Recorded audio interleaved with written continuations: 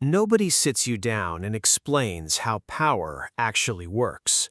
Not your parents, not your school, not your employer. They teach you to work hard, be honest, play fair, wait your turn. And those are not bad instructions for being a decent person, but they are completely useless for understanding why decent people consistently end up at the bottom of every structure they enter, while someone less qualified, less ethical, and less hardworking ends up above them. Power is not distributed by merit. It never has been. It is distributed by understanding. The person who understands how it moves, where it accumulates, what feeds it, and what drains it, that person operates in a different reality than everyone around them. Not a crueler reality, a clearer one. These are 6 laws that reality runs on. They were not hidden from you maliciously. They were simply never taught, because the people who already know them have very little incentive to explain them to you. Law 1. Scarcity is the architecture of value. Everything you make freely available becomes worthless. Not eventually, immediately.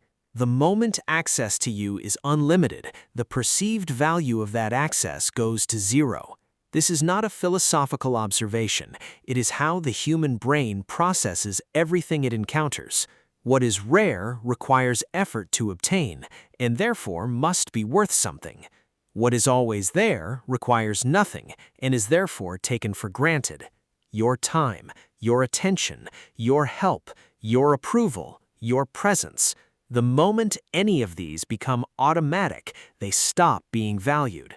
The people who have the most social and professional power are almost never the most available people in the room. They are the most selective, not because they are performing scarcity, but because they have genuinely decided that their resources are finite, and the distribution of those resources is a decision, not a default. Every time you say yes when you mean no, you are not being generous. You are devaluing the currency. And once a currency is devalued, it takes a long time to restore its worth. Law 2. Control the frame or live inside someone else's. Every interaction has a frame, a premise, an invisible set of assumptions about what is being discussed, who holds authority over the interpretation of events, and what the relevant standards are for judgment. Most people never see the frame, they simply step into it. They accept the premise of the conversation without examining who built it or who benefits from it. The person who controls the frame controls the outcome of the exchange before a single word of substance is spoken. When someone accuses you of something, and your first move is to defend yourself, you have accepted their frame. You have agreed that they have the standing to make the accusation, that the accusation is serious enough to require your energy, and that the relevant question is whether you are guilty or innocent by their standard. You stepped into a courtroom you were not required to enter. The powerful person does not defend inside a frame. They examine it. They redirect to it. They dismantle it by refusing to accept its premise as neutral, not with aggression, with the calm, almost scientific interest of someone observing a structure rather than standing inside it. Your opinion of my choices is not a fact, it is a position, and I am not required to treat it as more than that. Law 3. Information is leverage, distributed deliberately. Most people reveal too much too soon. They share their plans before they execute them. They disclose their weaknesses in an attempt to build intimacy. They explain their reasoning to people who did not ask and would not have thought to question it. They hand out information about themselves like someone hands out business cards, reflexively, without considering what the recipient will do with it. Every piece of information you release about yourself is a tool that can be used by whoever receives it. Your ambitions tell people what you can be motivated by. Your fears tell people where to apply pressure. Your needs tell people what to withhold to produce compliance. Your past failures tell people what narrative to construct about your future. None of this means become a closed system. Genuine connection requires genuine disclosure, and there is no substitute for it in the relationships that matter. But there is a category of information that belongs only to you, the interior architecture of your psychology, what moves you, what breaks you, what you want badly enough to compromise for. That information is not for general distribution. It is for the people who have earned it through demonstrated trustworthiness over time. Everyone else gets the surface, and the surface is enough. Law 4. Never make someone feel the full weight of your capability. This one runs against every instinct you have. You want to demonstrate what you can do. You want to be recognized for the full extent of your capacity. You want to establish clearly and early that you are not someone to be underestimated. That impulse is the impulse of someone who is not yet secure in their position, and acting on it consistently produces the opposite of what you want. When you reveal everything you are capable of up front, two things happen. First, you establish a ceiling. People now know exactly what to expect from you, and they calibrate their treatment of you accordingly.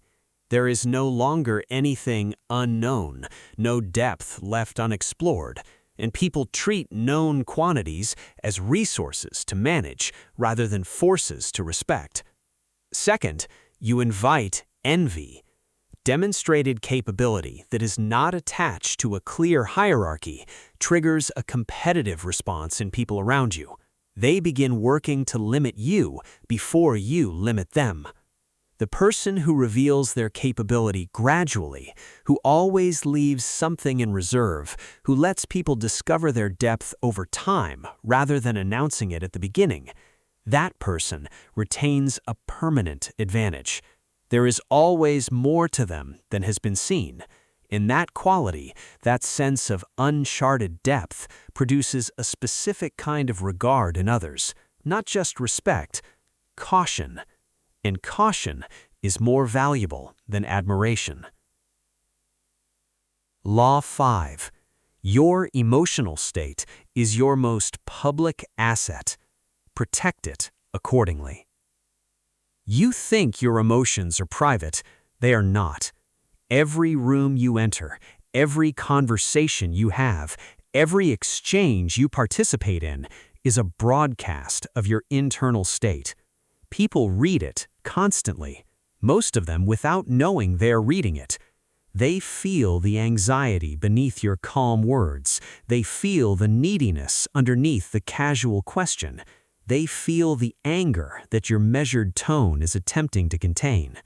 And what they feel shapes everything. How much latitude they give you, how seriously they take your positions, whether they calibrate their behavior around your reactions, or move through you without friction because they sense there is nothing stable to calibrate around.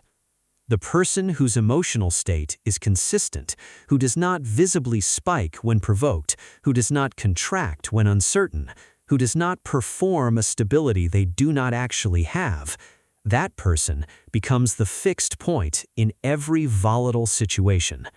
And fixed points are where power collects. Not because they have more authority on paper, because when everything becomes uncertain, people orient toward what does not move. Law 6. Let time do what confrontation cannot. Weak people force resolutions. They need the situation settled immediately. They need the acknowledgement now. They need the apology, the answer, the outcome, the closure before they can stabilize. And that need, that inability to remain functional inside unresolved tension, hands enormous leverage to whoever is on the other side of the situation. Patient people are devastating. Not because they do nothing, because they understand that most situations resolve themselves in the direction of the person who is willing to wait. Reputations correct, truth surface. People who cut corners produce visible failures eventually. The person who lied about you either lies about someone else or their pattern becomes undeniable. The situation that felt unbearably urgent at month 1 looks completely different at month 6 when the other person has revealed themselves more fully. There is a specific quality in a person who can absorb an injustice, register it without reacting to it immediately, continue functioning at full capacity, and wait for the moment that their response will land with maximum effect rather than minimum. It is not passivity, it is the most active form of restraint that exists, and it produces outcomes that confrontation almost never achieves, because confrontation announces your position before you have the advantage. The most dangerous people you will ever encounter are not the loudest. They are the ones who looked at something that was done to them and said nothing, and kept moving, and waited. These 6 laws are not a moral framework. They are a description of how the social world actually functions, independent of whether anyone agrees with it or approves of it. Knowing them does not require you to use them against people. It requires you to stop being used by people who already know them. Because here is the reality. These laws are already operating in every room you are in your office, in your relationships, in your family, in every negotiation you have ever walked into, thinking the outcome depended on who was right. The person who knows that scarcity governs value is already managing theirs deliberately. The person who knows that frames control outcomes is already building them before you arrive. The person who knows that patience is leverage is already waiting while you're busy forcing a resolution that serves their timeline, not yours. You were not told these things, but your ignorance of them did not protect you from their effects. It just meant you absorbed those effects without understanding where they were coming from. That changes now.